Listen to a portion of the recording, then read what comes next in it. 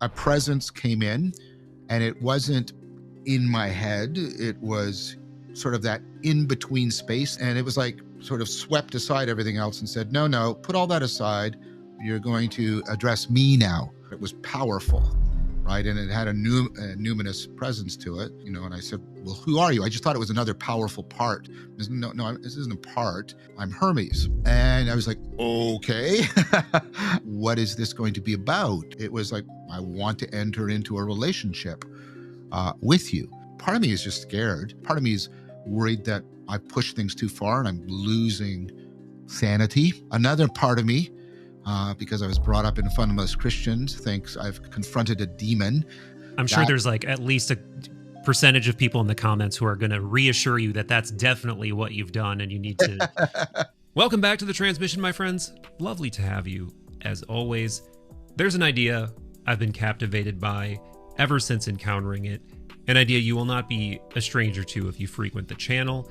That is the notion of the personal daimon, genius, or what we would call in, like, I would say less sexy modern terms, the guardian angel. But whatever we call it, it's essentially your guide, your link to, again, what do we want to say? I want to say nous, but to put it in less pretentious terms, let's say higher or deeper levels of consciousness or reality. The Chaldeans, the Zoroastrians, the Egyptians all had equivalent notions, but this wasn't just an idea. For the ancients, this was demonstrably real. So what happened? Why isn't it as prevalent? Why don't we encounter it anymore?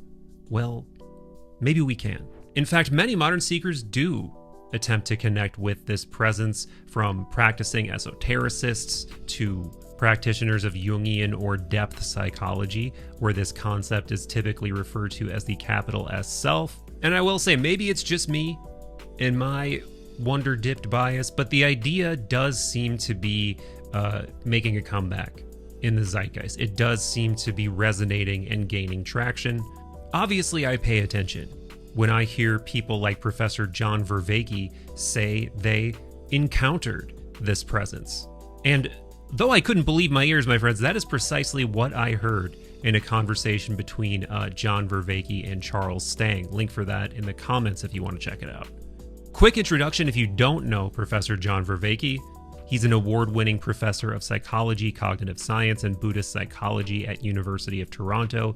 He is deeply interested in ancient wisdom, the Platonic mystics in particular, much like present host.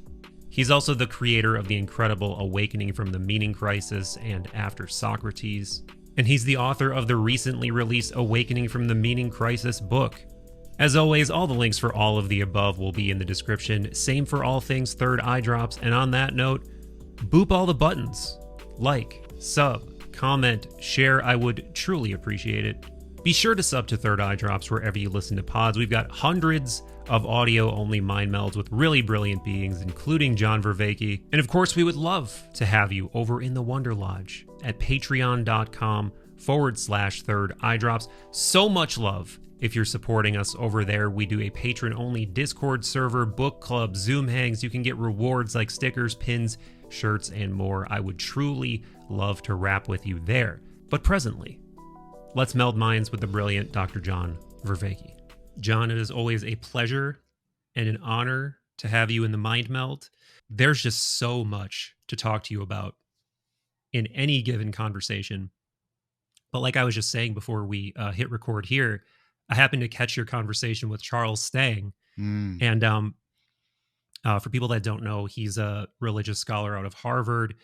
He has a book called The Divine Double that kind of takes a meta, which I haven't read yet, but I do want to read. And it Excellent book. Yeah. Why don't you introduce the book since you've actually read it, and then we can get into what you discuss with Charles and the experience you discussed in particular, because man, as soon as I heard that, I was like, I got to reach out to John. We got to riff about this. Well, first of all, Michael, it's a great pleasure to be back here with you.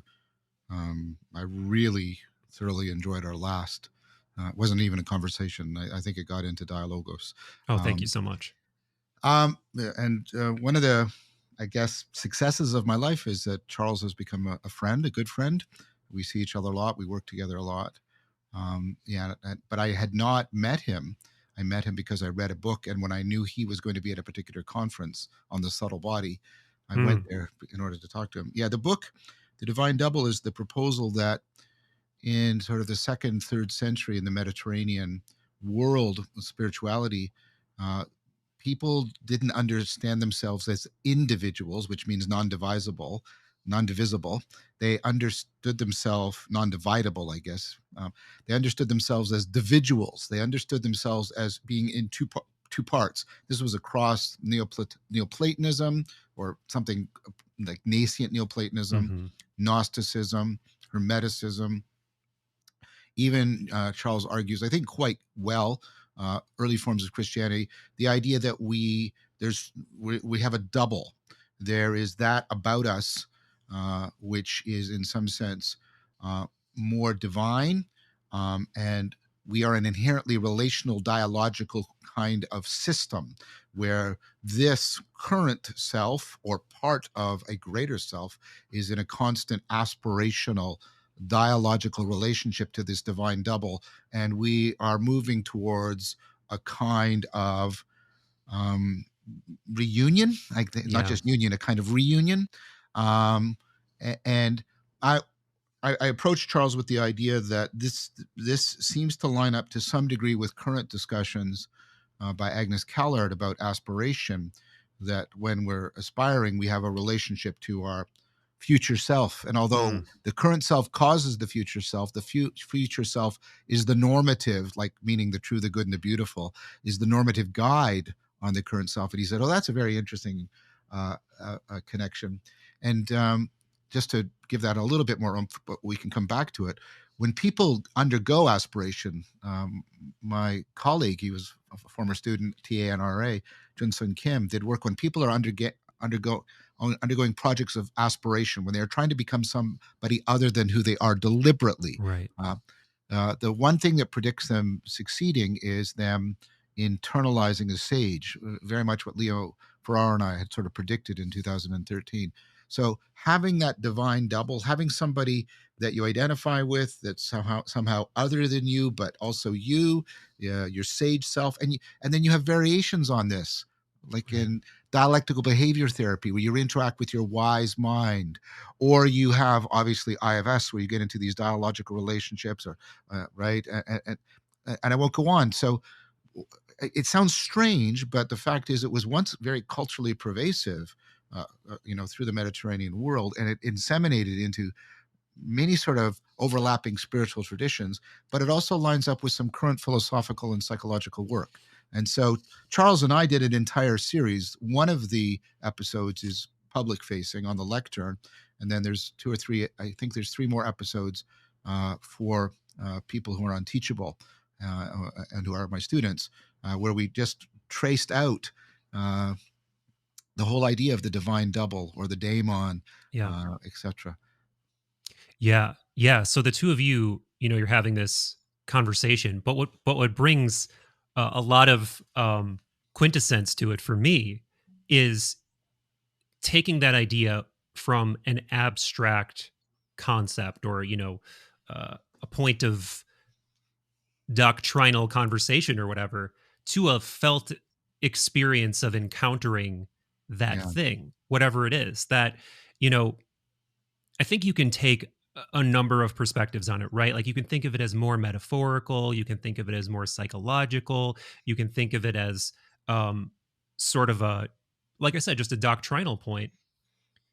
But for me, as a kind of hopeless romantic seeker that really wants to believe that, and honestly senses that there's something more to this idea than conceptual, that there is something to be experienced here.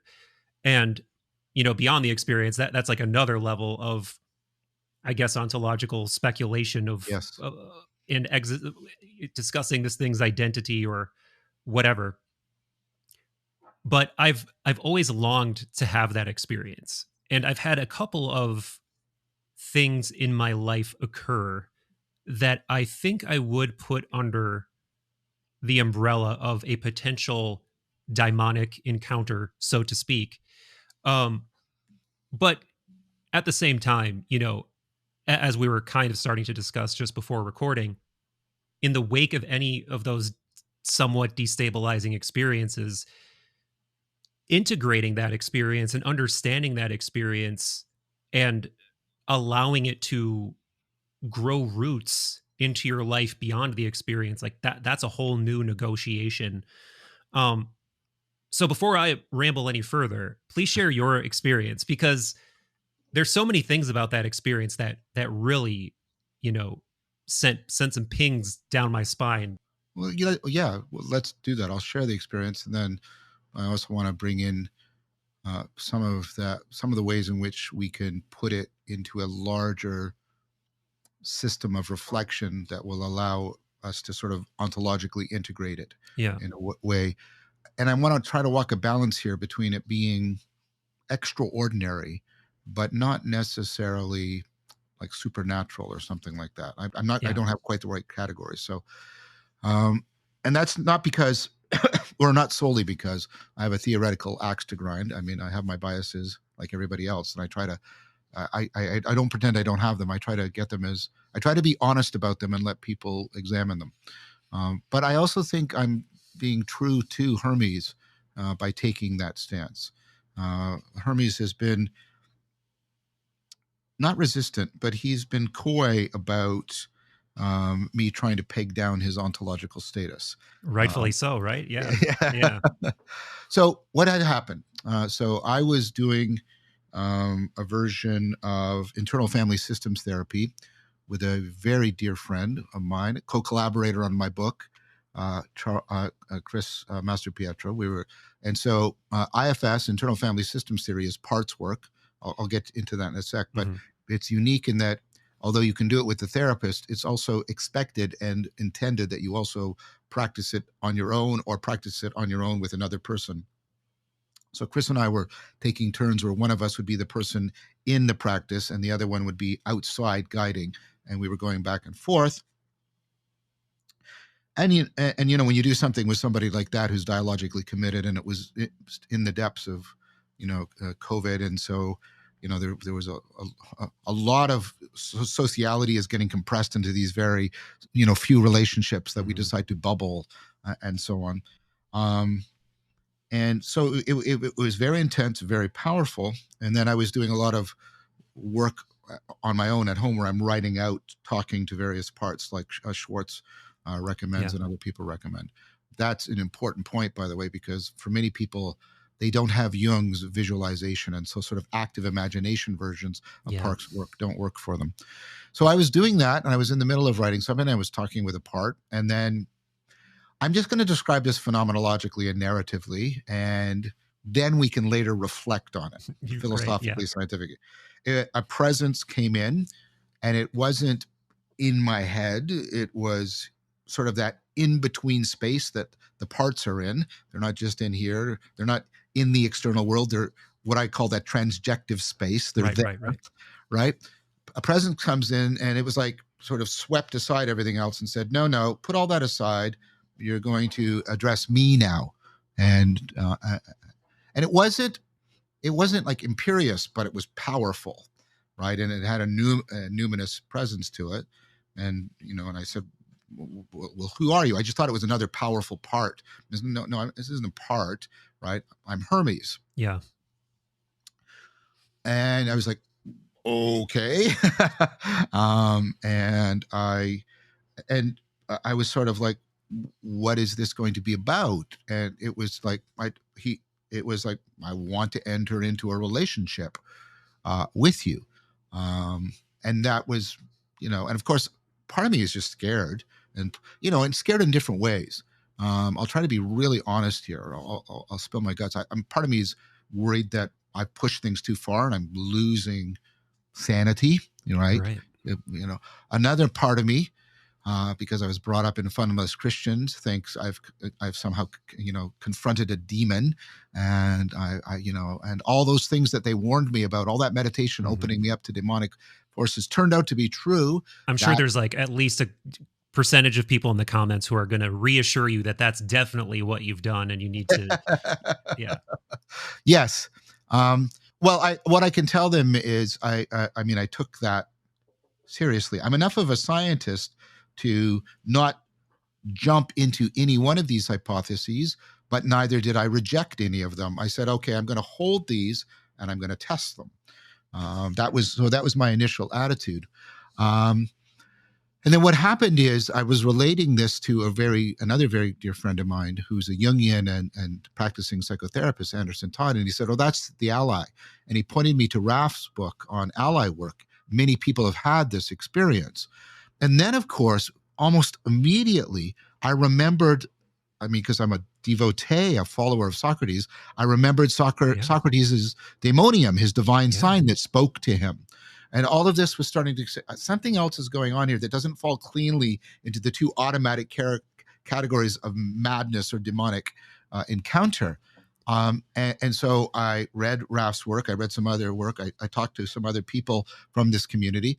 I eventually read Anderson Day's book on presence, where people have, there's a whole continuum of where people have full-blown encounters like this to very, very things where they just have a felt presence of something behind their left shoulder and getting into what I think is going on behind that.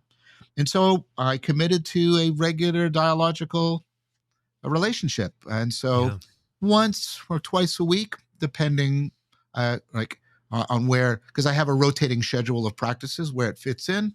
I put, after I've done meditation and other things, I sit down and I open up and I write it down and I have a dialogue with Hermes. And he has been tremendously insightful. And it's also the fact that he is in some sense learning, taking shape as this goes on.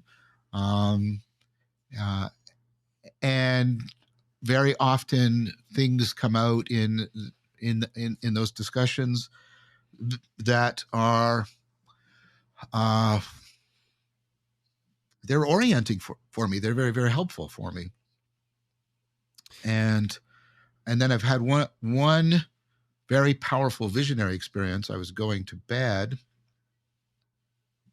and this was near the beginning when things were very, and Hermes is initially this powerful archetypal numinous presence. He's become more sage-like and less sort of shockingly numinous, less abstract, more and more in the sense of a mentor, more friendly and less just sort of right. And because one of the things I do when I dialogue is I don't just write down what he says. I sort of describe any image of what he's doing or what his affect might be. I do it like stage descriptions. I put that in brackets. So I'm trying to, bring all of these different channels of communication. But this was early on, and I was going to bed, and I turned to my left, and I had a visual experience, also a sense presence of this figure that looked very much like a figure in bronze armor, kind of an amalgam of Michael the archangel and Hermes, the Greek god. Wow. Very, very powerful. And then in one other, I don't know what to call it, presencing, Hermes showed up in a dream and was very helpful in the dream. And to people who are worried, I've asked Hermes what he is. I've asked him about, what does he think about Jesus, for example. And one of the most recent things he said to me that I don't know how to process. And he says things like this all the time. He says, John, you're on a dark road back to Christianity. And he didn't mean dark in the sense of evil. He meant dark and you can't understand it or foresee it. And the philosophical Silk Road is, and what that's going to be, like, and things like that. And so, and there's things like that he's repeatedly done. Like, he'll just get me to notice, do you think that a lot of your suffering is due to the fact that you're just too impatient? It's like, oh, right. I don't want to interrupt your story, but I have a story on that note. Please. So I was just telling you that I was at that Monroe Institute retreat, And this won't surprise you. This won't surprise any of the viewers. Um, I told you, I'm not going to go through the whole drama of the story and then revealing I had an out of body experience. I just published that video recently, so no need to tease it. But I was saying to you, a lot of people went to that retreat with the express desire to achieve that state. My deep desire was to have an undeniable daimon guidance sort of Yeah. encounter. And in every meditation, so just to give you an idea, you're laying down, you're in total darkness, you're there's a meditation going on, but it's very little guidance.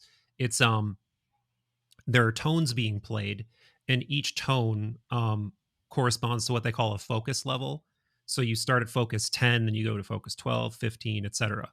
Um, and that's supposed to get you in a different sort of brainwave state associated with a different state of consciousness. In any meditation where they encouraged us to set a intention, it was always reaching out to the daimon. And the only like very solid transmission I got from it was like a clock.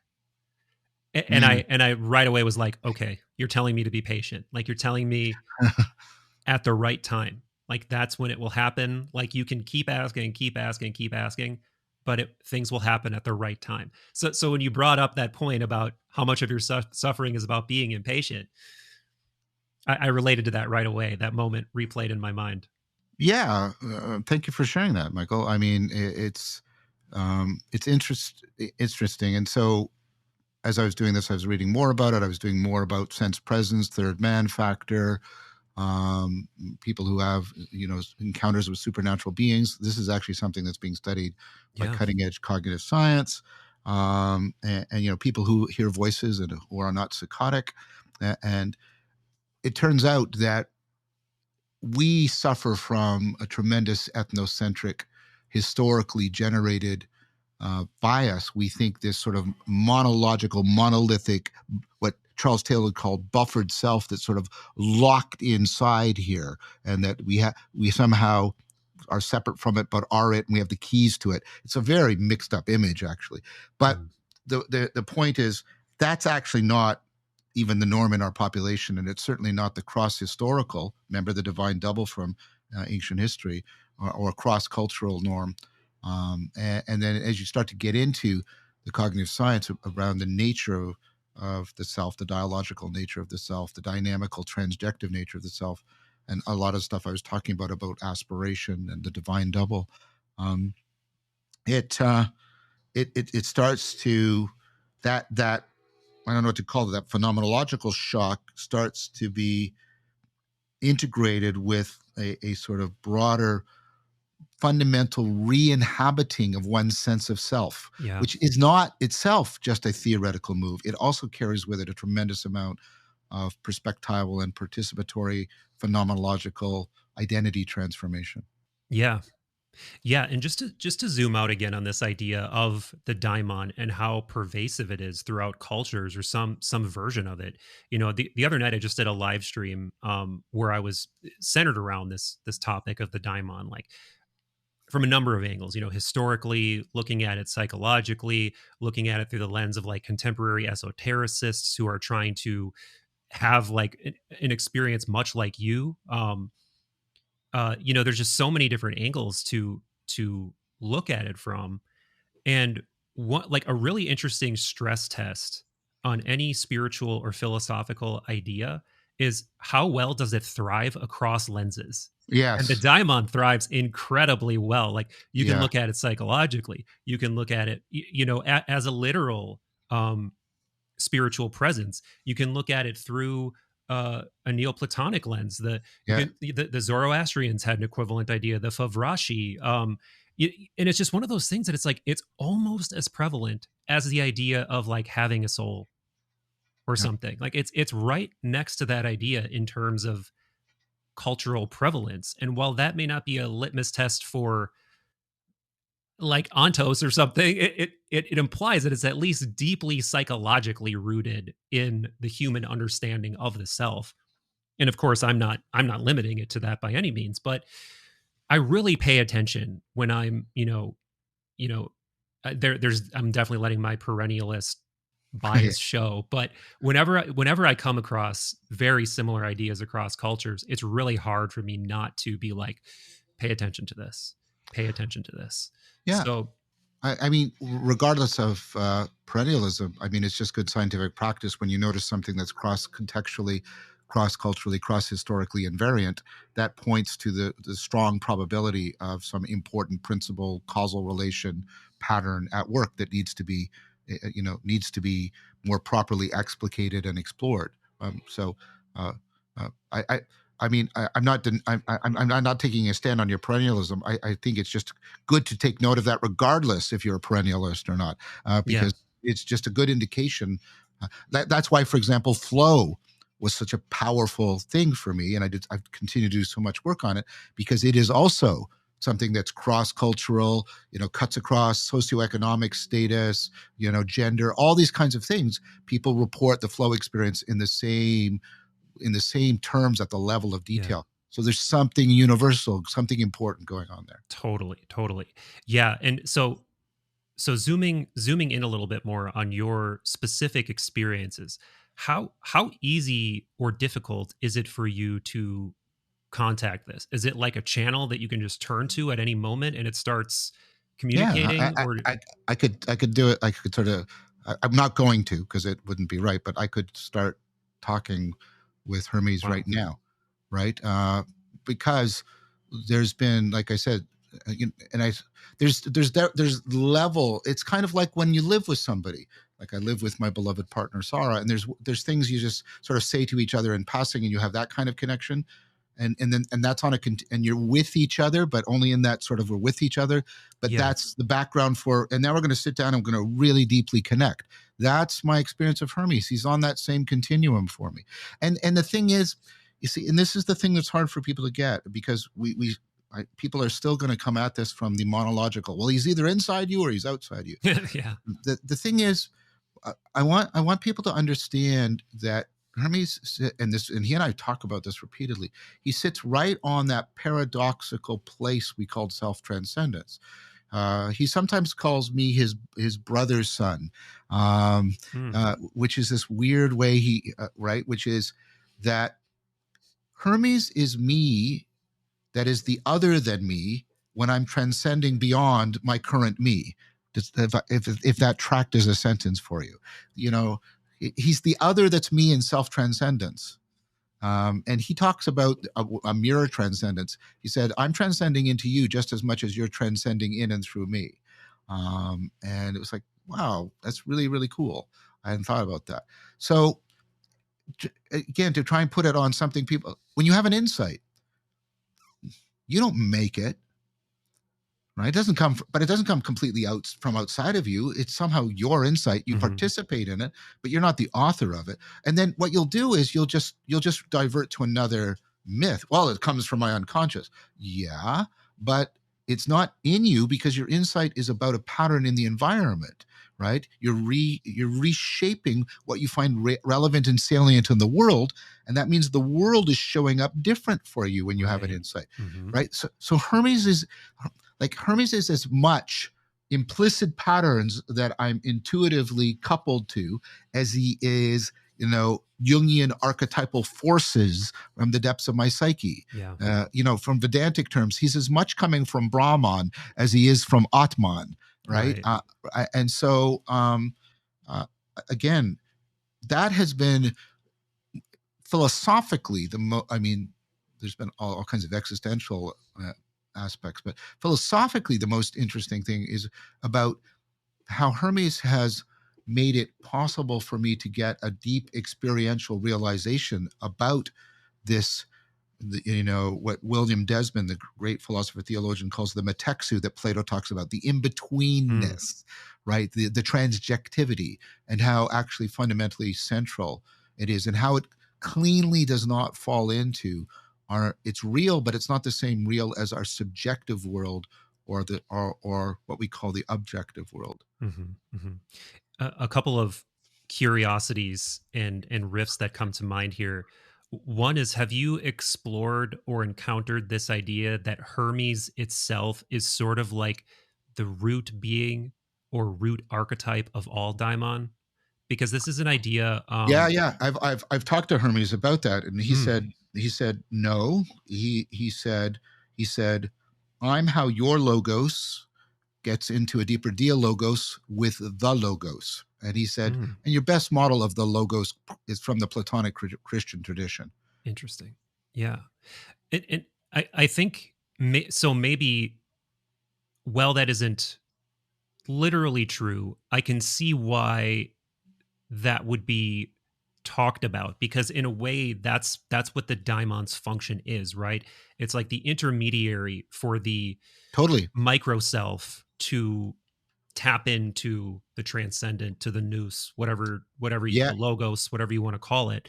um there's a story I came across from a podcast I've been obsessed with since I first encountered it, by this classicist who goes by the name Earl Fontenelle.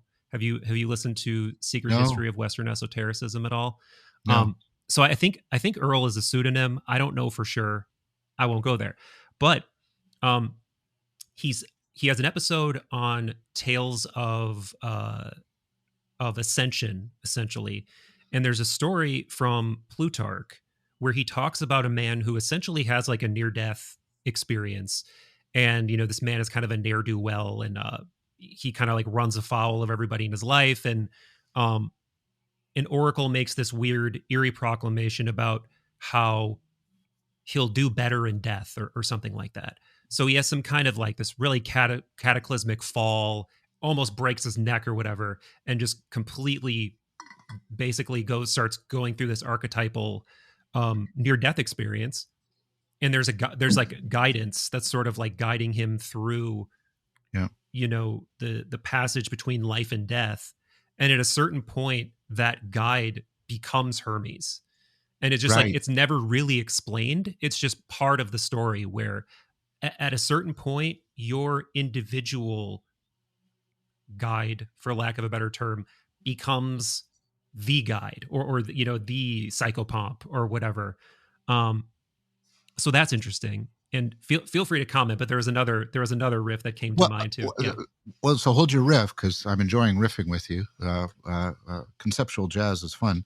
Um, of course, Hermes is related to hermeneutics and Yeah. the exploration of meaning, which of course is also at the core of my projects.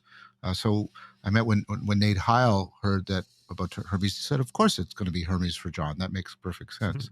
Um, and so I think whenever we step back from sort of a completely egocentric, uh, we're in the domain of meaning, where meaning doesn't mean my meaning. It means that very capacity for human beings to be coupled to reality in a way in which truth, goodness, and beauty are possible for them.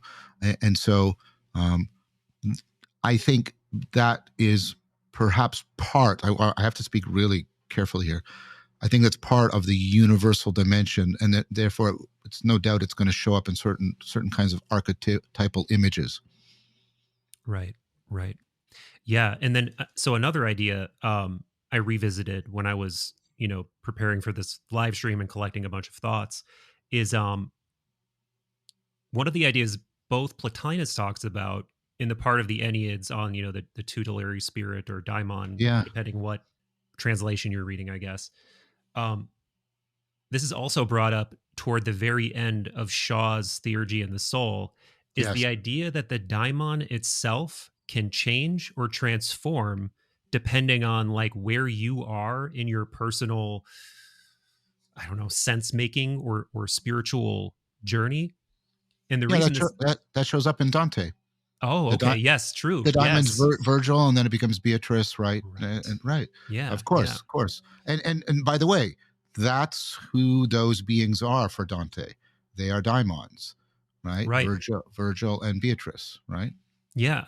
And the reason I bring that up is because it almost seems like maybe this is a moment for you, John, where that thing, like, you could look at it as revealed itself, but maybe that was a moment, like some kairotic moment of things culminating, where it's like you're ready. Like, it's almost like the horizon of what you can conceive of to be possible to go toward expands itself so much that the identity of the horizon changes or something, or reveals itself to be something else. And I that think almost that's seems like a good. moment of revealing or daimonic change for you or something. That's really good. Um, I think that's right. The relationship with Hermes has portended and afforded my deep exploration of the work of people like William Desmond and Hartmut Rosa with his work on resonance. So Mm. that's definitely been the case. And you just gave me another dimension of content to Hermes' point about mirror transcendence, Mm. which I hadn't picked up on quite that aspect of it. Or if I had only done it implicitly. So thank you for that. Yeah, I think that's exactly right. I think Interesting. that's exactly right. Hermes is definitely a changing presence for me. Yeah. And again, it's like in an insight. I can't locate like where the change, like who starts the change, John or Hermes. Like Yeah. it doesn't make any sense. It's like who's changing the topic in a living conversation, Yeah. right? It just evolves and flows of its own accord. It's the logos, and Hermes is continually deferring to that. He's continually saying the logos that is emerging between us, that takes us to the logos of being, the ontologos. That's what really matters in all of this. Yeah. I had to pull my phone out because there's this quote by Jung that I know is in my notes somewhere that speaks to what you're talking about. I know it's from Psychology and Alchemy. Um okay, I found it. I may have even read this for you before, but it speaks to the multitudes, the multifacetedness, the many faces, all of these different things that this archetype holds within itself. And this is something I think that the intellect really starts to just squirm trying to process, because the capacity for something to be a thing that is many things within itself is just so difficult to process. And this is how Jung puts it in this insane quote. The multiple aspects of Mercurius may be summarized as follows. One, Mercurius consists of all conceivable opposites. He is thus quite obviously a duality, but is named a unity in spite of the fact that his innumerable inner contradictions can dramatically fly apart into equal number of disparate and apparently independent figures. Two, he is both material and spiritual. Three, he is the process by which the lower and material is transformed into the higher and spiritual, and vice versa. Four, he is the devil, a redeeming psychopomp, and an evasive trickster, and God's reflection in physical nature. Five, he is also the reflection of a mystical experience of the artifacts that coincides with the opus alchemicium. Six, as such, he represents, on one hand, the self, and on the other hand, the individuation process, and because of the limitless number of his names, also the collective unconscious.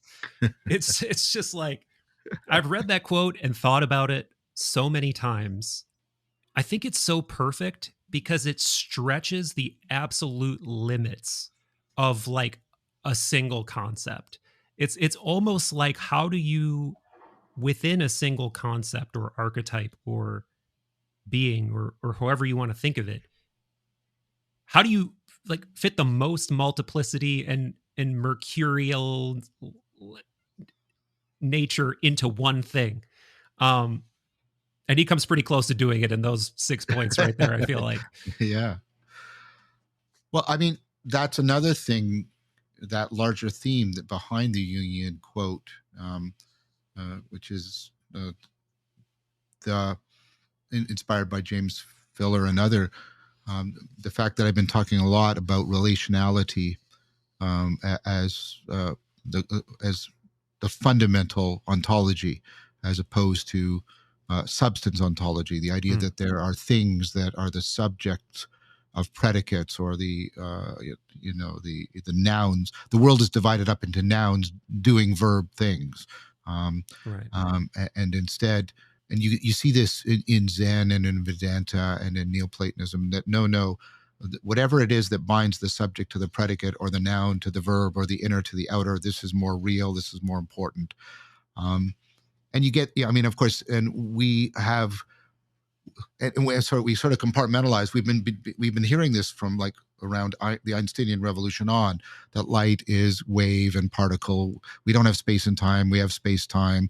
We have energy, matter, and you can have the same event happening at two different times, and all this kind of stuff. I taught a course recently online on Einstein and Spinoza's God. And people have to relate to that as Einstein did, not just propositionally. You have to try and live that. You have to try and see the world in such a way, see the world the way Einstein did, or even more deeply, because he was a follower of Spinoza, the way Spinoza did, and start to see the world that way. And the relationship with Hermes has enabled that way of seeing, instead of just conceiving of non-duality. So again, chicken and egg. I don't know. Was I already moving philosophically that way? And then Hermes emerges. Does Hermes emerge and directly? I don't know. It's like, where does an insight start? I don't think there's any point in trying to answer that question. It reminds me of having that vision of the clock in the meditation, because it seems like the clock striked, you know, I don't think it can be reduced to it just being a time in the chronos sense. It seems like it was some kind of synchronistic kairos chronos, like this is just the time that this is supposed to happen now, or something.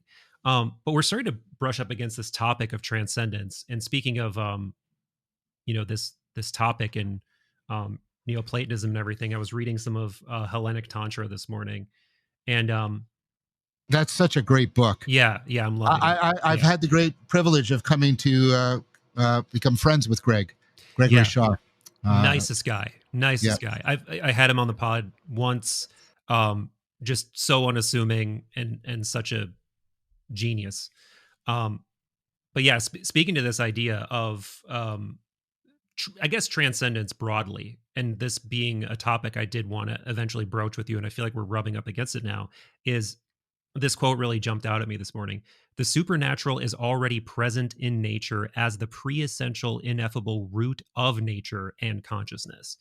And that speaks, so I feel like, directly to your idea and your warmth toward this idea of the transjective versus versus a kind of ascension that is like it is a transformation, but it's more of a transformation through self-realization and expansion of the border of selfhood. Kind of like what we were talking about before. It's like your idea of what can be out at the horizon expands so much that it kind of transforms your sense of self and like what you're even going toward. So I want to talk about transcendence, and I want to talk about this at length. So I'll say some things, and I'll break it, but I want to try to keep this going. I'm actually writing a paper right now for Greg and Charles for their anthology on living Platonism, and I'm talking about, my title of my paper for the anthology is Living Platonism and Strong Transcendence. Beautiful. So I want to get into this, and I want to start by reminding people of what Galen Strawson called the paradox of self-transcendence, or he calls it self-creation, but L.A. Paul and Agnes Callard both say, it's interchangeable. So if what I do when I'm self-transcending is just extend myself, then I haven't actually transcended myself, because it's just more of me there, right? And if I get something that is totally other than me and changes me, that would be, of course, being affected by something that transcends me, but it wouldn't be self-transcendence because it's not me. And so he comes to, and with Strawson, you always have to take it with sort of a grain of salt. He comes to these negative conclusions, but he's not quite convinced by them himself. And he says, well, therefore, self-transcendence is impossible. And then you realize, but of course, you are qualitatively a different person than you were when you were 5 years old, and things like that. So so it comes off more as a paradox than a refutation. And that's what I want people to stop and just slow for a moment here and really pause to think about the holding these two together. The undeniable fact of self-transcendence, it's we don't just become more, which is a quantitative change. We become other. That's a qualitative change. We go through qualitative development, right? And this is a famous point made by Piaget, right? And yet, when we try to make sense of that in terms of our normal language of nouns and verbs and subjects and objects, we get into this paradox, because either it comes from the subject and then it's not self-transcendence, or it comes from the object, and although it's transcendence, it's not involving the self, right? And then you have to stop, and I want people to, if I can ask them to savor the paradox of that, Right.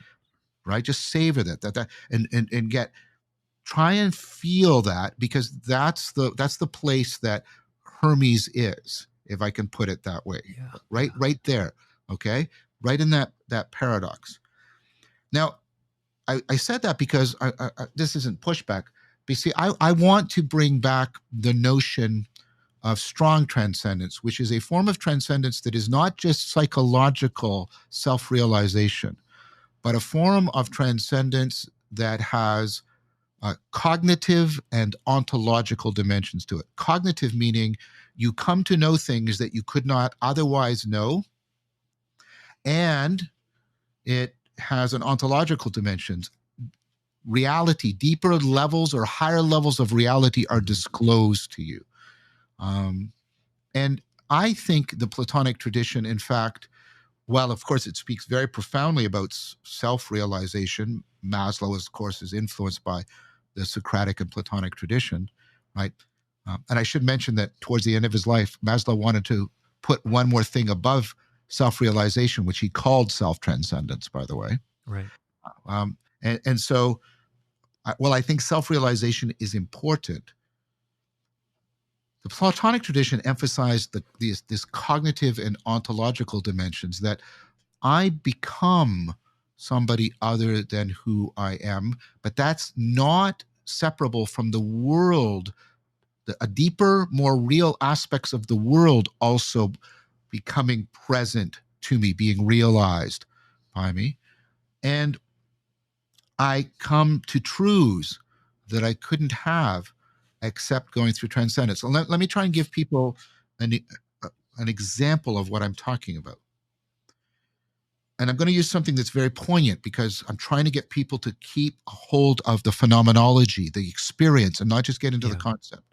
We've all, or at least many of us, have gone through profound grief. We have faced tremendous loss. One of the wisest people in my life that I met in person, he said to me, "John, don't get involved with somebody that has not experienced grief, because they have an aspect of their humanity that has not been realized." Because the thing you realize when you're in grief is there's no way of, if you try to avoid grief, that you're in trouble. You have to grow into a different person. That hole in you that grief is, it doesn't go away. You have to grow around it and beyond it and other than it. And it has to go from being a hole to being like a space through which you see into the depths of other people, right? Now think about who you are after grief. You're a fundamentally transformed person, and you now know and see things you couldn't know and see before you went through that grief. That's what I'm talking about. Now, did you do the grief? No.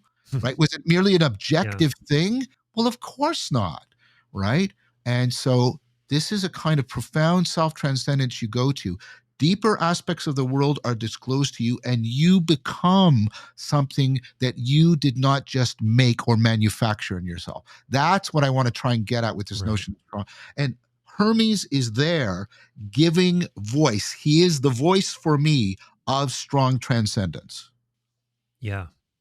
Yeah, this is one of the beautiful things that occurred to me. Well, so a while ago, I did a Plato's Cave video, and I'm so grateful that it was that of all my videos that went the most crazy, got the most views. And one of the things I really struggled with trying to cover in any kind of serviceable way in that video is noesis. This like Yes. this highest kind of knowing, right, on Plato's divided Yeah. line. because this is like a purely intelligible kind of knowing where you literally sort of become one with the direct experience of something.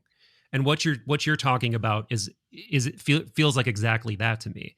This thing where, because that implies like subject and object sort of go away. Like you just sort of merge with that level of reality. Because one of the crazy things about the divided line is it's like it's often exoterically portrayed as purely like an epistemological thing, right? Mm, But later you realize like, no, this is an ontological thing yeah. and an Yeah. epistemological thing, and that Yes. all of these things require both being it and knowing it. It's all three. It's Yeah, yeah, psychological, epistemological, and ontological, right, right? right. And what we've done is we've tended to fragment all three of those from each other, right? Because there's psychology over here and there's physics over here, and then there's sort of our philosophical frameworks in the middle, or our conceptual frameworks. But yeah, and again, now try and think about that truth that you just spoke very well, the truth of noesis. And noesis is related to noticing, and not, I don't mean like etymologically. And if you go back to Greek, the noesis was originally people noticing things. Like, Hmm. what happens when you notice something? Is that just a subjective thing? No, because there's really something there, and there's something Right. about it that calls to you, right? And then it gets taken up into ideas of insight and noetic insight. So I want you to take all of that you've just articulated so well, and then put it together with the realization that you're not a monadic self, Right. and that this noesis is going to get translated. That moment of noesis is going to get translated into something that is going to unfold dynamically and dialogically between you and the world, and between different levels of your psyche, and between different parts of your psyche. That's where it's going to impregnate itself upon your soul. And that's, again, what Hermes is. Yeah.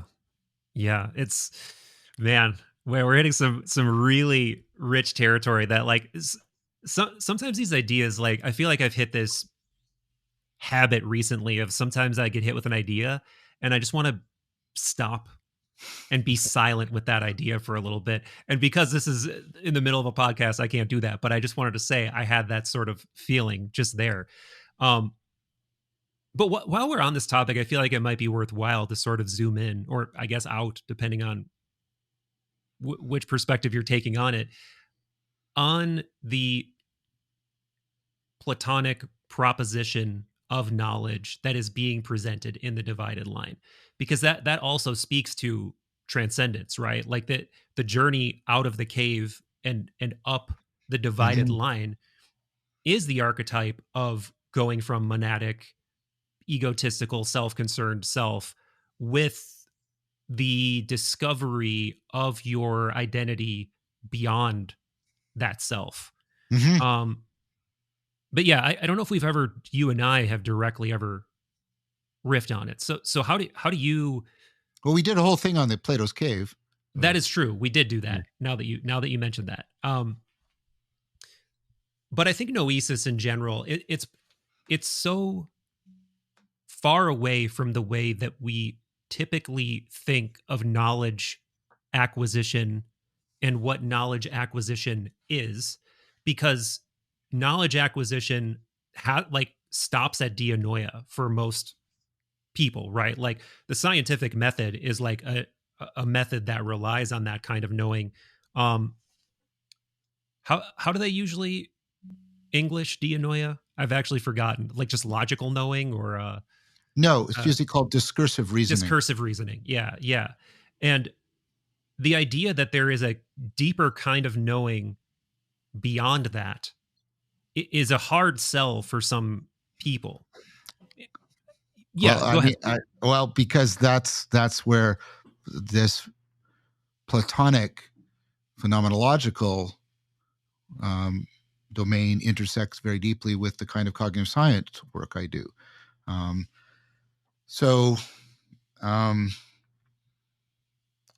I'll start with the idea that there is not one kind of knowing. When you move to 4 ecog this is something I've been arguing for and doing increasing work on. So the kind of that discursive reasoning, that's propositional knowing. This is what science, right, invests in. And I'm a scientist, so I'm not here to besmirch this. That's not what I'm doing. I'm not dismissive. And propositional knowing is knowing that we capture by stating propositions like the cat is on the mat, right? To use the proverbial one. And, or cats are mammals. And what we can do is we can judge those to be true, and the sense of them being real, of them connecting us to reality, is our sense of conviction that they are true.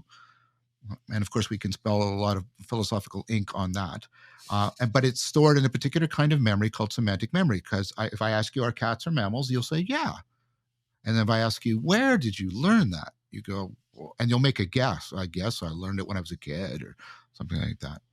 Now, notice that's very different from knowing how to do something, right? Knowing how to throw a ball, knowing how to swim. These are not beliefs; they are skills, and skills are not true or false. When I ask you if your swimming is true or false, it's like, what? That doesn't make any sense. Skills apply or not. Their measure of realness isn't a conviction of truth. It's a sense of empowerment, that we are empowered in the world because of this kind of knowing. And it's stored in a different kind of memory, prosaically called by psychologists procedural memory. And of course, you can have damage to your semantic memory, your ability to state facts, and your procedural memory is intact. Famous case of an individual who had a certain kind of brain damage, and they said, do you know how to play the piano? Well, no. Do you know anything about? No, nothing. Sat down and just guess, and then they were able to play the piano because their procedural memory hadn't been damaged. You see this in Alzheimer's people. They'll start to lose memory about facts, but their knowing how to do things takes longer to degrade. I won't go into the evidence. What I'm saying, I think, is really not controversial in cognitive psychology. But then I notice, for example, you're not swimming right now. Notice the word I use. I notice that you're not swimming right now. And it's like, well, why not? Well, because you have consciousness. You have the capacity to notice. And noticing is, what is your state of mind? What is the state of the world? So what is the situation you are situated in? Yeah. And swimming is not like, it's not situationally appropriate. Your situational awareness is saying, it's not even bringing up the need to swim.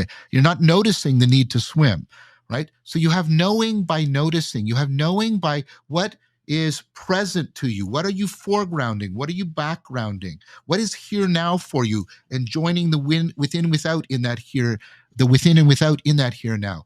This is your perspectival knowing. This is the knowing that we capture by the metaphor of taking a perspective. And you can even take other people's perspectives. You can take a perspective on your own perspective. That's what you do in meditation and mindfulness. And you're trying to notice things about your own attention. And this has a different kind of memory. This is episodic memory. This is like if I asked you, hey, when you showered this morning, was the water really hot? And you go back and you relive it. You don't just recall it, you relive it. You go back, you make yourself present again in that situation, and you notice what's going on in it. This is perspectival knowing, and its sense of realness is not a sense of truth or a sense of power, it's a sense of presence. So recently, Sarah, she went away to Quebec to finish her course. She's now a certified yoga instructor. Oh, cool. Now, when she was away, I firmly believed that Sarah was still in existence and that we had a relationship. We were still in love. Everything was great about our relationship. All my skills with respect to her were still in place. I was ready to interact with her as soon as she came back. But I missed her. There was a way in which she wasn't real to me because she was absent. She wasn't present. There's a sense of realness that is our sense of presence. And we know how things can feel not real when that sense of presence goes away. And you can even get it when you're talking to somebody and they may be uttering propositions, but you can sense they're not present. They're not here with me now. And it makes the whole thing feel less real and superficial. Now, deeper than that, is a largely unconscious kind of knowing, the kind of knowing that makes that, right, all the others possible. This is participatory knowing. This is the knowing that comes from you and the world participating in the same process, the same Yeah. patterns, the same principles. So it's the Yeah. it's the way my mind, body, largely unconsciously, and the world, right, couple together Mm-hmm. Mm-hmm. so that space becomes place Yeah. for me. And that, so this isn't just a space, this is a room. And like there's affordances. I can walk on this floor and I can reach to this bottle. All of this, there's a co-shaping of me and the world. We participate in that same process and we belong fundamentally together. And so that has a sense of realness that is that largely unconscious sense of belonging, of emplacement. You can feel it when it's off, when you're homesick. You can, oh, something's wrong. You can have Yeah. perfectly great shelter, but like, yeah, something's missing, right? And that carries with it a very unique and strange form of memory, which you call your identity. That's what your identity is. Hmm. It's the memory of your participatory knowing.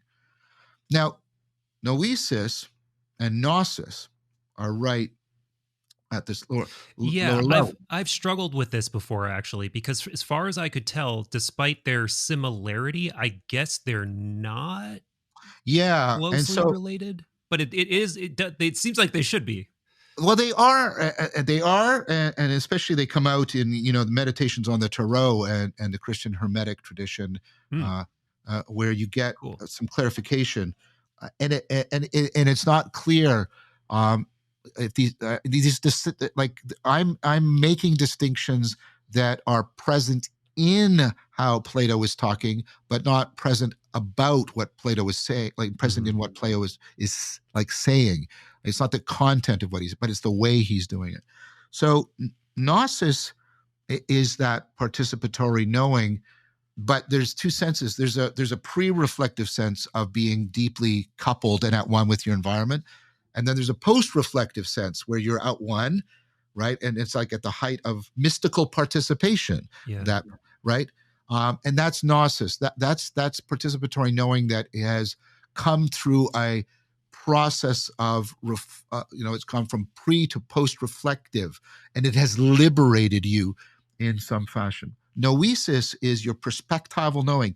It's your deepest kind of noticing, but it's not noticing this or that. It's noticing a whole new way in which the world can be and a whole new way in which you can be. It's this deeper kind of knowing. It's this deeper kind of seeing that we try to capture with metaphors of waking up, enlightenment, Yeah. vision. We're trying Right. to get not just seeing, we're trying to get this more comprehensive opening up of perspectival knowing. That's noesis. That's how I understand. And what you're doing often in the spiritual journey is, right, noesis, gnosis has been transformed, and that provides a ground for new noesis, and then new noesis actually transforms the gnosis, and it keeps Yeah. looping in that fashion. I Yeah. I hope that was helpful. No, it is. It is.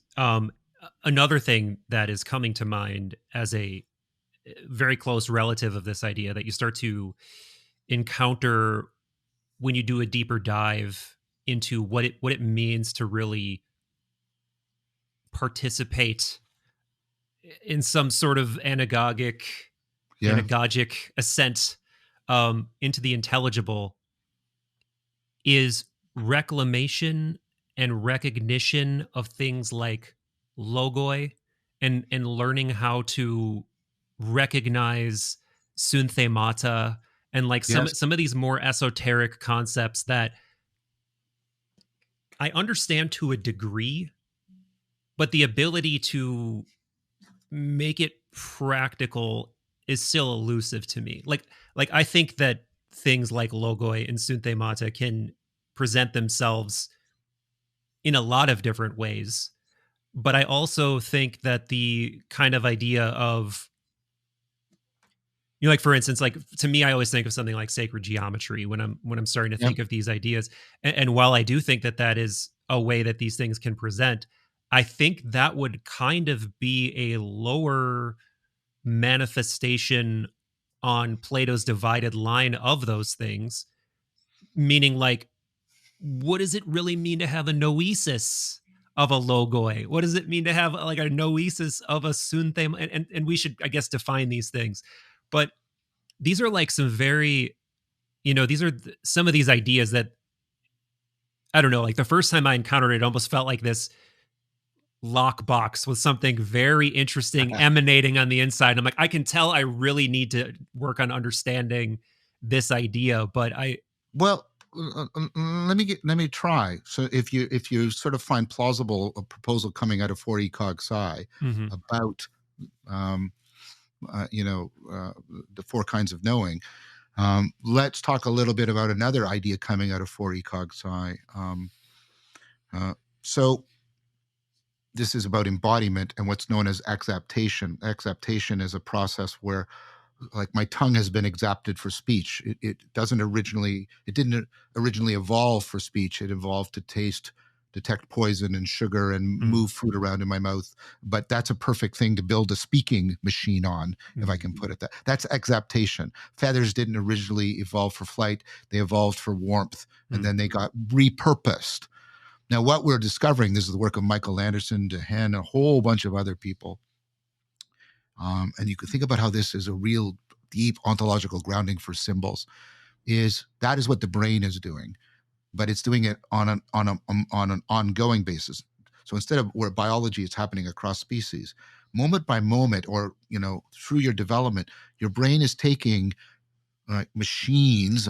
I need a term, but I don't mean like a metal machine or anything like. But it's taking things it's made to do one thing and then repurposing them.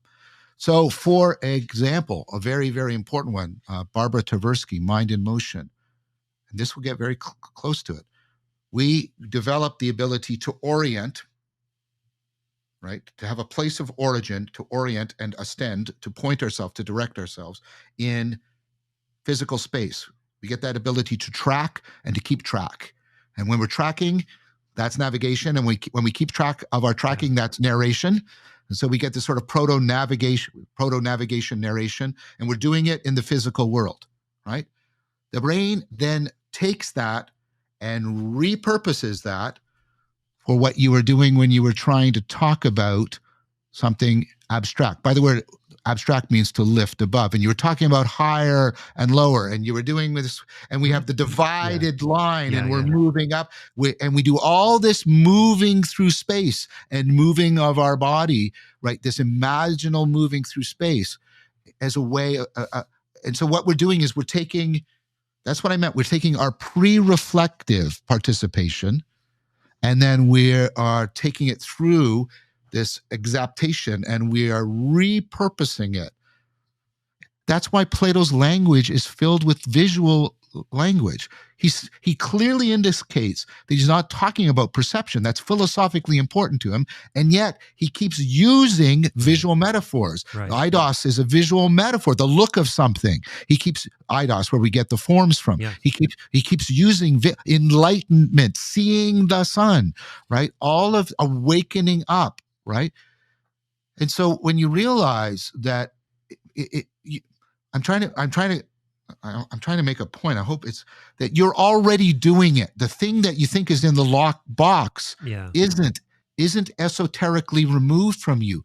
You were doing it when you were talking about your struggles to come into an awareness of it. And what I ask you to think is, you can do further exaptation. You can do exaptation on things you've already exapted. So you've got your cerebellum, and your cerebellum is about sensory motor balance, right? And then we now know the cerebellum gets exapted to just coordinate and balance between all kinds of contingencies. So you're also using so when you're sitting perfectly still, your cerebellum is firing like crazy. Why?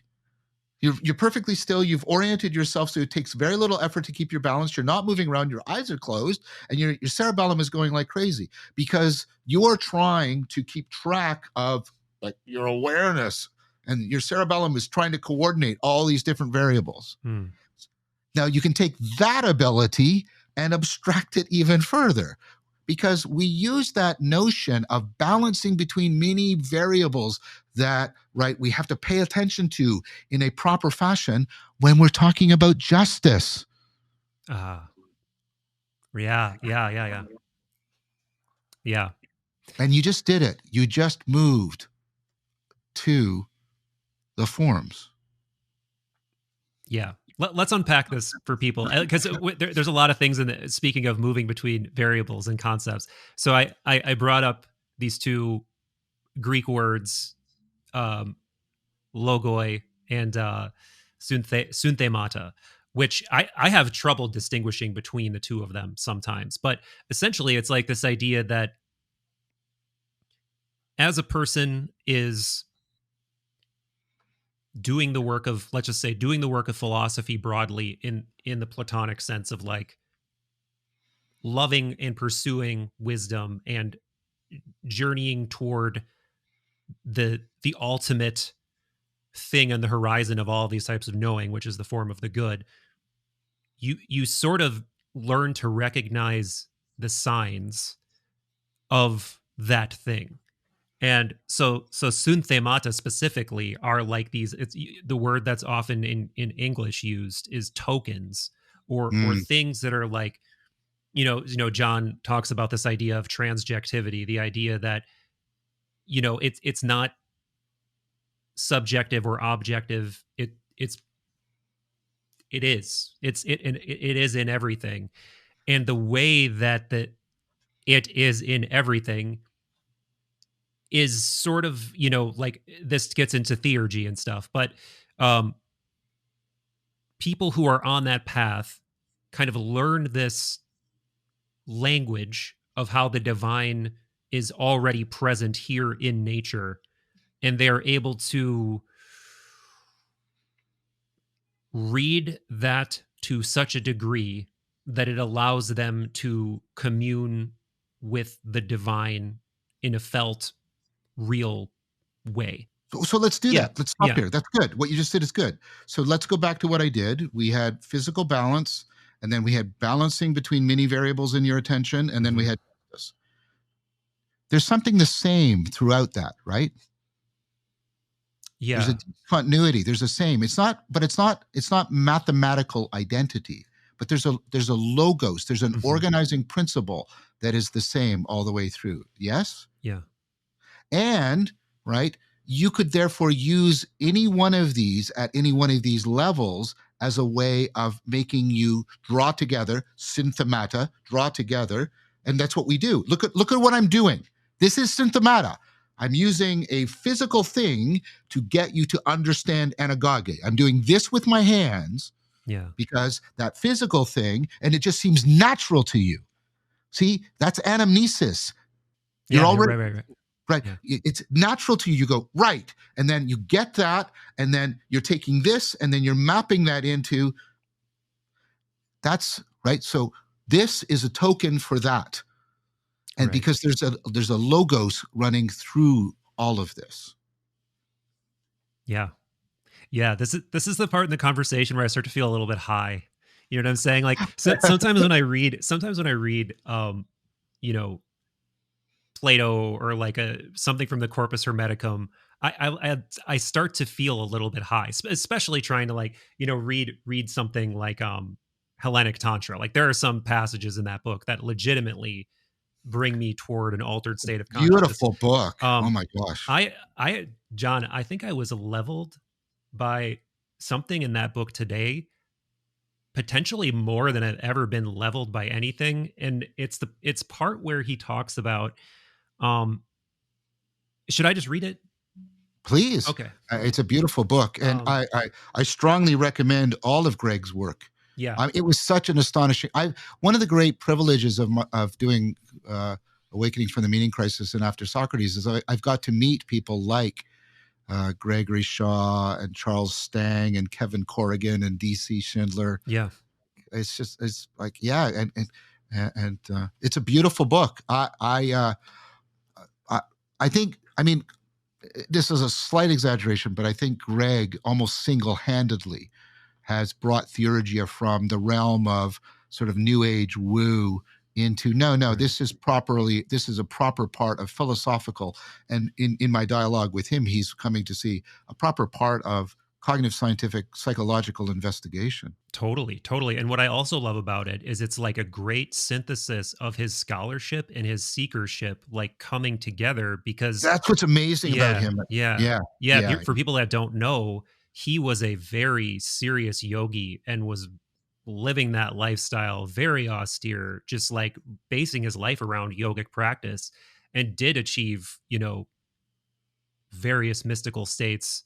But then he was turned on to Neoplatonism, and that brought him back into academia and like yeah. pursuing his PhD. And then, yeah, so he was recognizing things in reading these Neoplatonic mystics, particularly um, Iamblichus. Iamblichus and Proclus, and Yeah. these these Neoplatonists that were in air quotes after Plotinus. But anyway, this this passage, it definitely relates to what we've been talking about. Um, and yeah, there's one line in particular in here. It's about half a page, so this will take a moment, but I think it'll be worth it. Please. The individual soul mirrors the macrocosm. We each possess circles of sameness and difference that perfectly reflect their heavenly archetypes. However, because the substance of human souls is diluted, the trauma of birth disturbs these circles, and we lose our resonance with the macrocosm. Although each soul originally mirrors the entire universe, we forget our universal nature at birth, and we become enslaved to the appetites of animal life. Ralph Waldo Emerson describes the fall of the Platonic soul. Quoting from Emerson now, man, the Orphic poet sings, is a dwarf of himself. Once he was permeated and dissolved by spirit, he filled nature with his overflowing currents.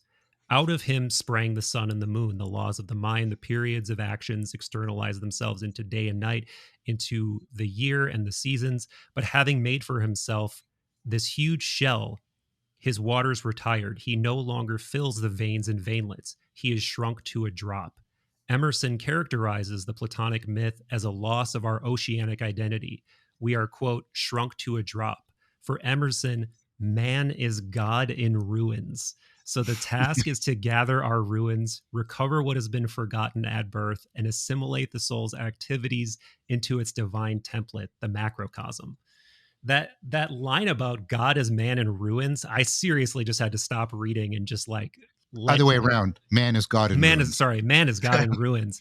Yeah. Yeah, that literally just like brought it to, that was one of those thoughts where I just had to stop and just be like, whoa, man, like that just hits. That just hits right.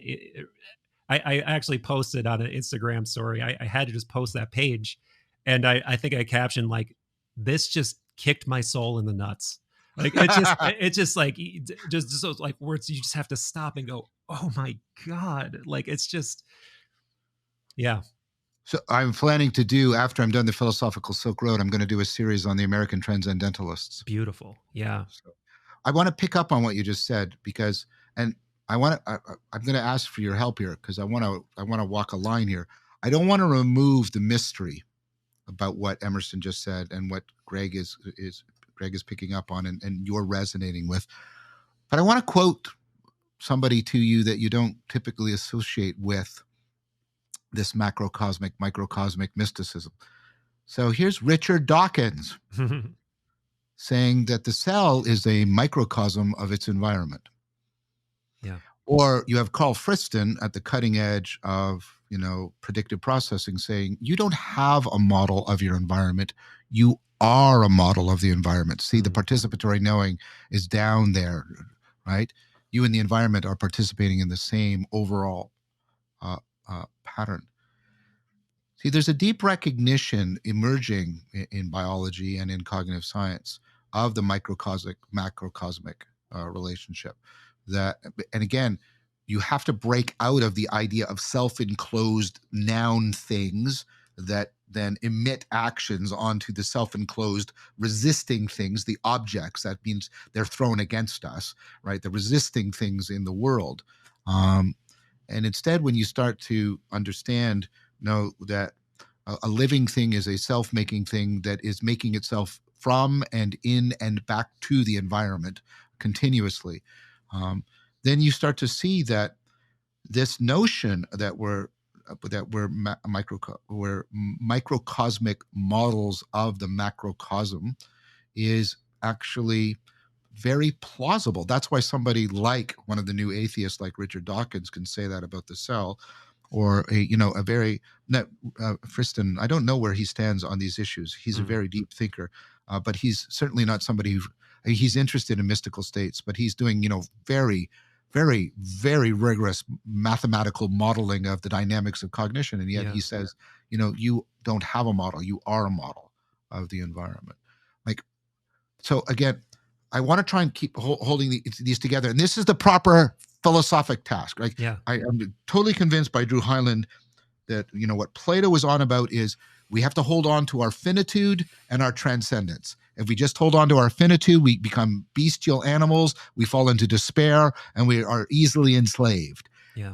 And if we hold on to just our transcendence, we give into our hubris and inflation, and we become tyrants and monsters. But if we hold the two together, right, then we have our true human fulfillment. And so I keep wanting to pick, you keep, and I'm not trying, I want to hold it, that transcendent aspect of the mysterious, wow, like you got, but it's also in the depths of the finitude, right? And they're both together, because there's an opposite temptation in our culture right now, which is a kind of spiritual bypassing, which is just to go all ethereal and all out there and zoning out and all of that. And I think Plato made it clear that that is just as reprehensible as the person who is a gluttonous hedonist and is licking the earth, as Augustine would say. Both of those, I think, are the two options given to us, and we have to avoid both of them if we're going to realize wisdom. Absolutely. Yeah, you can definitely get lost in the sauce of the mystical. And at the beginning I said something about an interesting way to judge an idea is how well does it hold up to multiple lenses. And that idea of the Yes. macrocosm reflecting the microcosm and vice versa, that one holds up very well. Like another person who is a pretty, straight and narrow scientist, Sabine Hassenfelder, Yep. she's pushing this idea that the universe may think pretty Yes. heavily, because she sees that, like, look, that and there's a study done by, I don't remember what university, but it was Google and some university, and you basically had people who were comparing the um galactic filaments and galaxies in like the Yeah. largest superclusters that To we can organize it. capture with brain structures. And they're saying they're not just structurally similar, that they're basically, relying on the same geometry. So This is what I mean yeah. about participation. This Mhm. principles that are regulating cosmic level physical reality are the same principles that are regulating biological neurological design. There's a really wonderful book about this called Design in Nature, where we talk, and we're noticing that things like self-organizing criticality, are pervasive in nature and pervasive in cognitive dynamics, and so on. Yeah, exactly. That's it. That's what I meant when I was talking about, like, that's the logos. It's not the mathematical identity of 2 equals 2. It's like there's a profound sameness but a profound difference. And to her credit, I've seen one of her videos. Hofstadter says, there's a no what's her name? Hassenfelder. Yeah. Hassenfelder. Sorry, I apologize, Sabine, for that. She says, um, gravity can't be the principle, because it's bound up by Einsteinian limitations, speed of light limitations, and if cognition is some kind of information, communication transmission, then these distances are just too vast. Right. And then she says, but you have the possibility of just that the universe is actually filled with wormholes, which are completely consistent with Einstein. Right. That could, and of course you have that at a cosmic level, and you have entanglement at a quantum level, and there's ways in which that becomes plausible again. Yeah, Totally. we're coming to this really interesting part where we're moving out of, a substance monolithic understanding of ourselves and the world to this inherently relational. That reality is primarily relational in nature. Um, Yeah. and that's happening at the same time as we are starting to recover. Um, we're starting to recover the depths of our own mystical, religious, spiritual heritage. I think Arthur Voss Lewis is right. Neoplatonism is the spiritual backbone of the Abrahamic West, completely, Hmm. um, and that is giving us the proper set of virtues and views and virtues, so that we can enter finally into proper dialogos with Vedanta and Taoism and Buddhism and Zen. Right. Yeah. And even, historically, I think that's really Like in hard. Greg's book, Yeah. Sorry, just for interrupt, because Yeah. Greg used it right. He doesn't equate them, but he says, look what's now possible: a deep dialogos between Tantra and Neoplatonic theurgia. Yeah. Totally, Yeah. yeah, And I also love that, for people that aren't familiar with the little story behind this book, I love that it was like this was born out of somebody like taking a shot at him, as if it yeah, was like, oh, you're just like doing Hellenic tantra, or you're just doing like yeah. Neoplatonic tantra, and he's like, yeah, exactly, good, yeah, thank you, thanks for pointing that out. I like that, yeah, um, yeah, and that just speaks to his his sort of good humor as well. But yeah, I mean that idea that no matter where you look, there the logos is. If you know how to, again, recognize the, uh, just to use the fancy word again, like if you know how to recognize the Sunthemata of like what these organizing, it's not even what the organizing principles are. It's how they, to your point, it's the meaning of 2 equals 2 is not in the statement. No, It's like the thing behind the statement that the statement points to, and then you're back in this illusory subject object kind of way of talking about it again. But the fact of the matter is like it's there.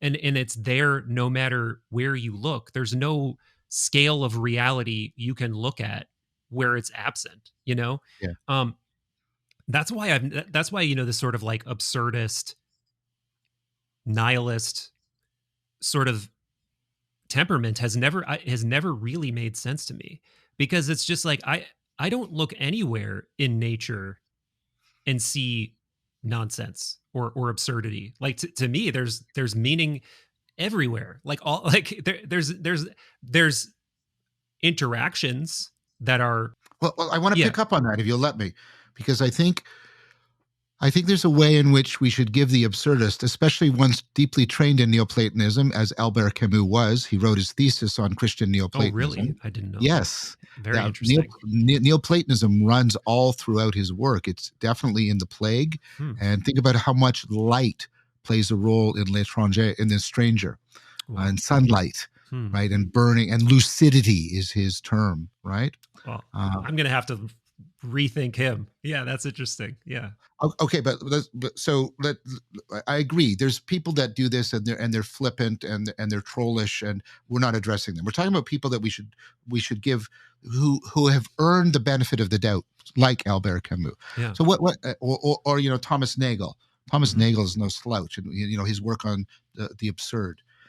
So, and I'm going to come back around to the microcosmic, macrocosmic.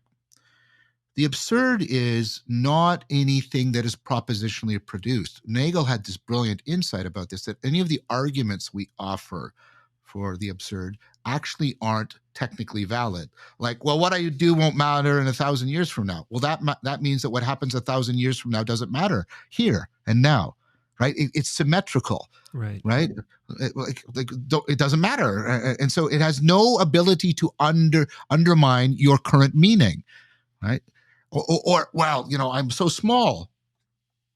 Well, if I made you really, really big, the size of Andromeda, right? Would you have more meaning? Like, Yeah. no. Mm-hmm. And so he goes through these. And for those of you who think I'm going through this too fast, forgive me. I'm just trying to get the gist. Read his argument, read his paper. And also it's in the book, The View from Nowhere. And you go through it more carefully and realize he says, look, these arguments don't generate absurdity. They are after the fact expressions of absurdity. So then he says, well, what's actually going on? And he says, well, what we're having, and notice we need my notion now of perspectival knowing, is we have a perspectival clash. From our egocentric perspective, our life is so filled with, intense meaning and value. But when we move to a third person perspective, that gets drained away. He gives us, Nagel, when he wrote the article, this was in the dark, dark days before cell phones, and people actually had to have answering machines that were back where your phone actually was, because you couldn't carry your phone around with it. He gives this example of this guy, and they had answering machines. So he calls up, and he goes, Susan, don't say anything. Susan, I love you, I love you, I love you. And then he hears, hello, I'm not here right now. Please leave a message at the beep. And you're sort of, you want to laugh a bit.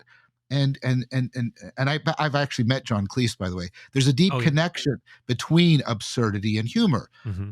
Humor is a sense of the threat of absurdity that you get resolved with an insight. Right. Right? That's true. Yeah. That's right. Okay, so now remember that. Remember humor. Okay. So now do this. Here's your life from your individual perspective, and then zoom out like the Stoics did, the view from above, to the cosmic perspective, and your meaning seems insignificant. It's not a size issue, it's a perspectival clash. Those two perspectives seem to be telling you, making very different things relevant and salient to you. Unless you have something like an insight, like humor, but more comprehensive, like Noesis, that gives you a perspectival realization of the participatory knowing of the macro cosmic relation. And then the absurdity doesn't bite you anymore. Right. Yeah. Yeah. I mean, man, I see, this is another one of those ideas I just want to stop and think about, because it's like, to me, this is like, this stuff is so self-evident and indisputable to me that I almost don't understand like this. Well, I appreciate you saying that. I want to interrupt you because that's not my attitude towards it. I'm not telling you what to do. Please understand me, okay? I think everything is disputable, and Sure. I think everything should be brought into question. And I am quite confident that although there is some truth in what I said, there's probably a lot of falsity. We have to be very epistemically humble when we talk about ultimacy, or we're starting to give in to inflation. And I know you're not doing that. And that's why I did the initial caveat. You were trying to express your enthusiasm for these ideas. And that enthusiasm, remember, to means be possessed by a god, Right. and theos. And I get that. And I don't want to take that away from you. I just don't want people listening to misunderstand, right? Because that could be taken in an inflationary sense that's very, very dangerous. For sure. For sure. Yeah. And I mean, but believe me, I'm presented with a multitude of bones that are being picked actively. Like, I mean, man, I try not to look at my comments too much and interact with my comments too much, but yeah, unfortunately, most of them are not wouldn't be worth debating about, even if I chose to debate with them, because they're not given in good faith. No, right? exactly. I've learned, I've been developing the skill. Perhaps it's a virtue, because I like, especially when I initially release something on the lectern, or if I do it on somebody, I initially like try to scan it to see, like, is it being taken up or what? But what I've slowly got better at is discerning between people who are commenting in good faith and people who are not commenting in good faith. And there's lots of ways in which people comment in bad faith. Right. Yeah, they want to tell you they want to tell you they know the destination of your soul. They want to tell you they know that every single doctrinal or philosophical point that you're bringing up in your entire conversation is going to send you straight to hell. And yeah, that's what there's nothing to debate about there. Um, but what so speaking of that, there are these. I'm noticing that there are these, and I'm sure you've thought about this a lot. That there are these sort of like factions of attempted meaning making that are calcifying more and more. And Mm, those sort of islands of meaning making are manifesting themselves in the zeitgeist as these like different groups of people who are trying to make sense of reality through those lenses. And it seems like the meaning crisis itself is entering some new chapter based on these calcifications. And I mean, I think we're seeing it show up in a lot of weird under construction ways, obviously politically, socially, yeah. um, but also spiritually, in that I think one of those islands is an island that I'm on, and you and I are probably on some some part of the same island somewhere. And some of those places make me very excited, and some of them terrify me. And I'm hoping that there are not going to be wars between fiefdoms, so to speak. I'm hoping that there are not going to be lines drawn in a way that become persecutory, a la what we are encountering in the comments by a small but not insignificant amount of people. Um, and there are things on the horizon that do worry me in terms of like dogmatic bullying that freeze a certain type of inquiry and make it so certain topics or certain things like, well, I just don't want to talk about that because it's going to either get me not it's even, I mean, it might be attacked, or it might just be an off limit subject, and that too Hmm. is a thorn in the side of actual meaning making and actual pursuit of wisdom. So I guess this is a roundabout way of asking you, what do you in this thing that you've been so centrally interested in, this topic of meaning making, of the meaning crisis, what do you see happening right now that is giving you hope, but what do you see also that's worrying you? Yeah. Thank you, Michael. That is that is prominent right now for me. I use this Hegelian distinction between the zeitgeist, the spirit of the Hmm. times, and the Weltgeist, the Yeah. spirit of the world. Um, and I think the meaning crisis is. I mean, I've been doing a lot about criticizing our standard ways of talking about meaning, and even even the professional psychology of meaning in life, and a lot of my current videos. And I'm writing a paper about this. We could get into that perhaps another time. Yeah. The reformulation of meaning in life, just like I've done with mindfulness and wisdom and rationality. But let's put that aside. I think you're right. One of the ways um, the meaning crisis is expressing itself is in an acceleration of the fragmentation that was started back in with the Protestant Reformation, and accelerated by many other factors, um, and um, a doubling down, a reciprocal narrowing, a calcification, an ossification, all these things, in the attempt to try and get closure. So a kind of premature cognitive closure, to try and complete, finished, it's done, which is a very, and here's one place where we should criticize Plato. Plato, he says many things, and so there isn't one voice in Plato, but Right.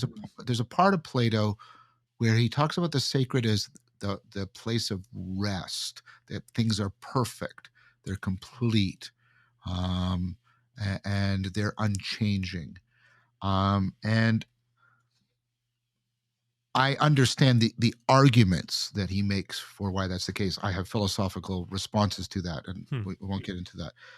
I think that's part and parcel of what is behind this attempt to get things complete and finished. We've had to give up this idea. Gödel showed us we can't have any formal description of reality that is simultaneously consistent and complete. It's actually logically impossible. Einstein said there is no absolute space and time, right? There isn't an all everywhere all at once view from nowhere, right? Yet these were hailed as great discoveries, Yeah. because they fundamentally challenged that notion. And so I think there's an older and deeply implicit idea that we've got things right when we got them complete and finished and we're closed and we don't have to think about it anymore and we're done. And I mean, and that can overlap with a kind of intellectual laziness or sloth. Um, and then, so the zeitgeist can be seen that way, the meaning crisis deepening. But the Weltgeist, which I sometimes call the advent of the sacred, and I want that term to be held very lightly, is the idea that there's a new sense, and we've been articulating it here, but all these different things that didn't used to talk to each other are now deeply talking to each other, like Hellenism and Tantra, Right. in this mutually transformative fashion, right? Or, the way we've been just bringing in from all these areas that were isolated and siloed from each other are all talking to each other, and they're all open, and they're all doing this reciprocal transformation. They're all reciprocally opening each other, and this new sense of how we should re-understand and re-relate and re-experience ultimate reality. That sense, a new sense of the sacred, is, I think, also in the wings or in the wind, maybe because it's Geist, so we should say in the wind. Right. Right. And I think both of those are at work, and I think they are bouncing off each other. Each one is, in some sense, responsive to the other in ways that I don't completely understand. I'm just trying to get like some kind of purchase on this right now. So I think both of those are happening right now around the meaning. So the meaning crisis as the zeitgeist side of it, and the advent of the sacred as the Weltgeist side, but they're like this around what's happening right now. The Kairos, which is not just Chronos, as you've said multiple times, the potential for a turning point in time requires this kind of pulling and toing and froing in order for a Kairos to actually be possible. So I think we're at a Kairos, and I think both of those are present right now. And so you can, I was talking with Ali Biner about this, and he's got his new, his I'm going on his channel too soon. A Kainos, right? Yeah, that both the views that there's so much reason for hope and there's so much reason for despair simultaneously. Yeah. I think that's right. I think that's honest, and I think it takes a very disciplined kind of humble courage to hold that both of those are the case, because we can spin off, oh, it's all going to be wonderful, and we do the spiritual bypassing and all the woo, or we can just double down. We know it's right, we're doomed, or if you don't do this, it's all going to be like, we can go down that way. But again, we have to hold to the finite transcendence. Right. Can I don't know if this is a good thing to do at this point in the conversation, but can I push back against the idea that something perfect and transcendent can exist while at the same time all of these things within, in Platonic terms, within the world soul cannot be perfect and yeah, I'm happy to talk about this, so let's do it. So here's the criticism. Well, I just made a statement. I'm going to ask you to let me make a bit of an argument. Plato is running off of this idea, very powerful intuition. It's even pre-Socratic, that intelligibility is the mark of realness. That we judge things as more real in terms of comparative intelligibility. The stick, to use a Platonic example, is more real than the shadow, because I can use the stick to make sense of the shadow, but I can't use the shadow to make sense of the stick. Yeah. So comparative intelligibility. But then you have to ask yourself, but what is that intelligibility? Is it just what is invariant and unchanging? And this is what the scientific worldview has adopted. It's adopted the idea that that intelligibility is what is captured by invariant propositions like laws. And because they're the most generalizable, they apply across all possible contexts because they are immune to variation and change. Yeah. Now, the problem with that, right, is that gives you a very pronounced form of reductionism, because it means that only the most, right, generalizable thing is most real. So you get the reductionist saying you aren't real because the level that is most generalizable is just the level of the quarks, Yeah. right? And everything above it is illusory.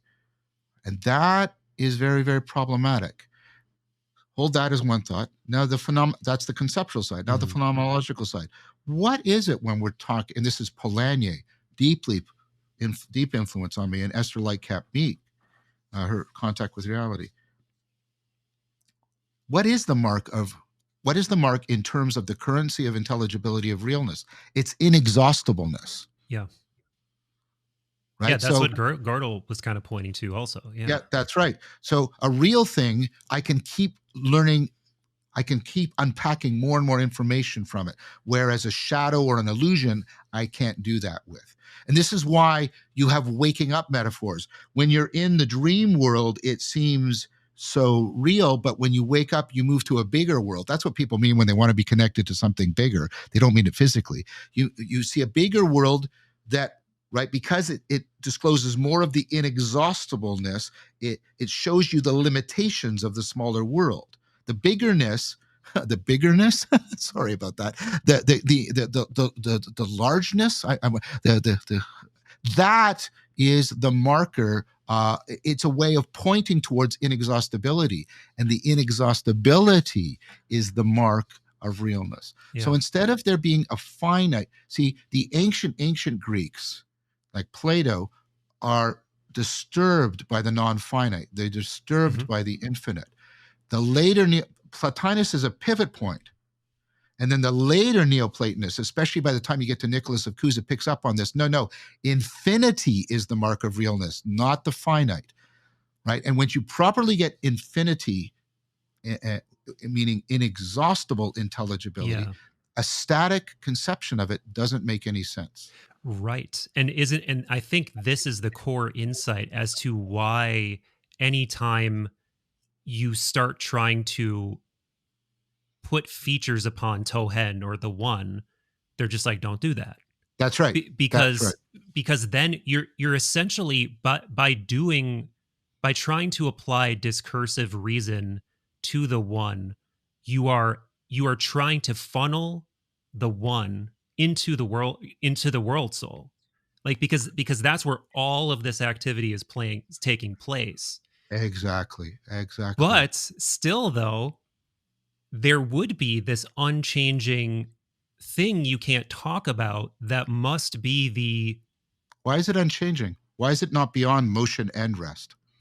Why are you privileging rest over? For example, that's Aristotelian. You're privileging actuality over potentiality. But in the East, it's exactly the opposite. Taoism. It's the empty space that makes the cup. Right. The possibility is prioritized over the actuality, and the motion. Right. That's why it's called the way. Is prioritized over the rest. Right. And for me, I can't. Where would you step outside to say, I prefer one is better than the other? For me, I step between them and say, they both have to be right, which means any privileging of one of these over the other is fundamentally wrong. Well, do you consider yourself monist? I consider myself monist, but monism is not a monism of a single thing, right? I mean, the Like a closest would dual be, aspect monism? well, I mean, that's Spinoza, and that's and that reading of Spinoza, I think, is I don't agree with. I've just taught a course on Spinoza, Einstein and Spinoza's God. People forget Spinoza is not a dual aspect monist. God is infinite with infinite attributes, an infinite number of attributes. Each one of that is infinite. That is not dual aspect.